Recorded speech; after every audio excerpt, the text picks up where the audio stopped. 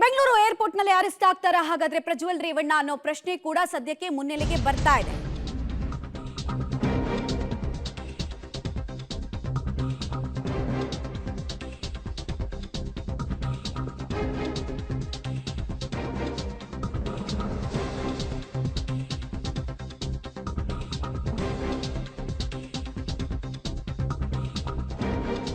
ಜರ್ಮನಿಯಲ್ಲಿರುವಂತಹ ಪ್ರಜ್ವಲ್ ಮೇ 16ಕ್ಕೆ ಬೆಂಗಳೂರಿಗೆ ವಾಪಸ್ ಆಗ್ತಾ ಇದ್ದಾರೆ ಅನ್ನೋದು ಅವರು ಬುಕ್ ಮಾಡ್ಕೊಂಡಿರುವಂತಹ ಟಿಕೆಟ್ ಹೇಳ್ತಾ ಇದೆ. ಮೇ 15ನೇ ತಾರೀಕು ಮ್ಯೂನಿಕ್ ಏರ್ಪೋರ್ಟ್ ನಿಂದ ಬೆಂಗಳೂರಿಗೆ ಪ್ರಯಾಣವನ್ನ ಬೆಳೆಸಲಾಗುತ್ತೆ ಅನ್ನೋದು ಅದರಲ್ಲಿ ತಿಳಿಸಿರುವಂತಹ ಇನ್ಫಾರ್ಮೇಶನ್.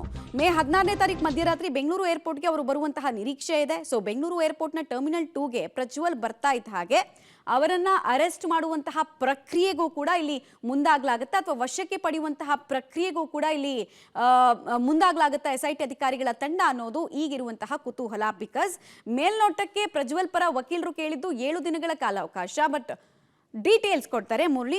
ಈಗ ಮೇ 15 ಅಥವಾ 16ನೇ ತಾರೀಕು ಅಷ್ಟೊತ್ತಿಗೆ ಅವರು ಬೆಂಗಳೂರಿನಲ್ಲಿ ಕಾಣಿಸ್ಕೊಂಡಿದ ತಕ್ಷಣ ಅವರನ್ನ ವಶಕ್ಕೆ ಪಡೆಯುವಂತಹ ಸಾಧ್ಯತೆ ಎಷ್ಟರ ಮಟ್ಟಿಗಿದೆ? ಆಮೇಲೆ ಅಧಿಕಾರಿಗಳನ್ನ ಡೈವರ್ಟ್ ಮಾಡೋ ನಿಟ್ಟಿನಲ್ಲಿ ಪ್ರಜ್ವಲ್ ಏನಾದರೂ ಕೈ ಹಾಕ್ತಾ ಇದ್ದಾರಾ, ಈ ತರದ ದಾರಿಗಳನ್ನ ಹುಡ್ಕೊಳ್ತಾ ಇದ್ದಾರಾ ಅನ್ನೋ ಪ್ರಶ್ನೆ ಕೂಡ ಉದ್ಭವಿಸ್ತಾ ಇದೆ ಇಲ್ಲಿ.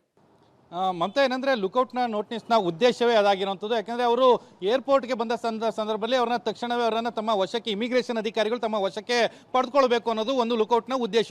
ಆ ಹಿನ್ನೆಲೆಯಲ್ಲಿ ಈಗಾಗಲೇ ತನಿಖಾ ಸಂಸ್ಥೆಗಳು, ಅಂದರೆ ಇದು ಕೇವಲ ಇಮಿಗ್ರೇಷನ್ ಅಧಿಕಾರಿಗಳಿಗೆ ಮಾತ್ರ ಅಲ್ಲ, ಬೇರೆ ಬೇರೆ ತನಿಖಾ ಸಂಸ್ಥೆಗಳಲ್ಲಿ ಲೈಕ್ CBI ಇರ್ಬೋದು ಮತ್ತು ಬೇರೆ ಬೇರೆ ತನಿಖಾ ಸಂಸ್ಥೆಗಳೇನಿದ್ದಾವೆ ಅಲ್ಲಿಗೆಲ್ಲರಿಗೂ ಕೂಡ ಮಾಹಿತಿಯನ್ನು ರವಾನೆ ಮಾಡಿದ್ದಾರೆ ಅನ್ನೋದ್ರ ಬಗ್ಗೆ ಕೂಡ ಸದ್ಯಕ್ಕೆ ಸಿಗ್ತಾ ಇರುವಂಥ ಮಾಹಿತಿಗಳು. ಯಾಕೆಂದರೆ ಅವರು ಏರ್ಪೋರ್ಟ್ಗೆ ಬಂದ ತಕ್ಷಣ ಅವರನ್ನು ವಶಕ್ಕೆ ಪಡೆದುಕೊಳ್ಳುವಂಥದ್ದು, ವಶಕ್ಕೆ ಪಡೆದುಕೊಂಡು ಮುಂದಿನ ವಿಚಾರಣೆಯನ್ನು ಮಾಡೋ ಪ್ರಯತ್ನಗಳನ್ನು ಕೂಡ ಮಾಡ್ತಾರೆ. ಯಾಕೆಂದರೆ ಬೆಂಗಳೂರಿಗೆ ಅಥವಾ ಈಗ 15ನೇ ತಾರೀಕು ಟಿಕೆಟ್ ಬುಕ್ ಆಗಿದೆ, ಅವರು 16ನೇ ತಾರೀಕು ಬೆಂಗಳೂರಿಗೆ ಬರ್ತಾ ಇದ್ದಾರೆ ಅಂತೇಳಿ ಮಾಹಿತಿಗಳು ಸಿಕ್ಕಿದ್ದಾವೆ. ಅಕಸ್ಮಾತ್ ಅವರು ಅದಕ್ಕಿಂತ ಮುಂಚಿತವಾಗಿ ಟಿಕೆಟನ್ನು ಬುಕ್ ಮಾಡಿಕೊಂಡು ಬೆಂಗಳೂರು ಅಲ್ಲದೆ ಬೇರೆ ದೇಶದ ಬೇರೆ ಯಾವುದಾದ್ರೂ ಭಾಗಕ್ಕೆ ಬಂದು ಅಲ್ಲಿಂದ ತಲೆಮರೆಸಿಕೊಳ್ಳುವಂಥ ಪ್ರಯತ್ನಗಳು ಕೂಡ ಸಾಧ್ಯತೆಗಳಿರ್ತವೆ. ಆ ಸಾಧ್ಯತೆಗಳಿದ್ದ ಹಿನ್ನೆಲೆಯಲ್ಲೇ ಲುಕೌಟ್ ನೋಟಿಸನ್ನು ಜಾರಿ ಮಾಡಿರುವಂಥದ್ದು.